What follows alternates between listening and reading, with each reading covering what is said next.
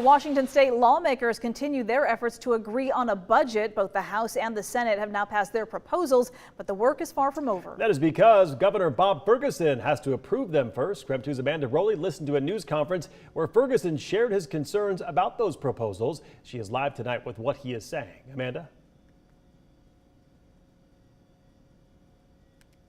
Whitney, the House and Senate both passed their versions of the Washington state budget, but Governor Bob Ferguson says he won't sign either version for two reasons. They each propose too much in taxes, and they both rely on a wealth tax.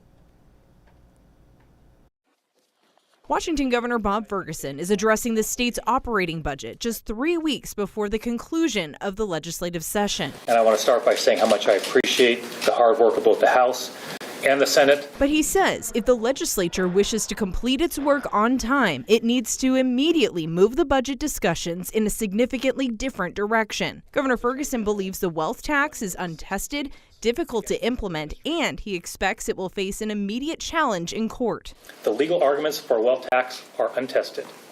The courts could go either way on that issue. It would be irresponsible to rely on an untested new tax to balance our budget, particularly given the situation we face with the federal government. The governor is also anticipating more federal budget cuts that will have significant impacts on Washington state. He believes the best thing the state can do in preparation is maintain the state's reserves, particularly the rainy day fund. I spoke with Eastern Washington legislators to hear their reactions to the governor's two biggest concerns with the budgets from both chambers. The wealth that's being created in Washington state doesn't just come from wealthy folks. It comes from folks showing up to work every single day. And I think if our governor takes a closer look at the decisions that are being made both on the House and the Senate side, he can find a better appreciation for why we are looking at taxing wealth more fairly in our state. More and more taxes piled on at a time when people are already hurting.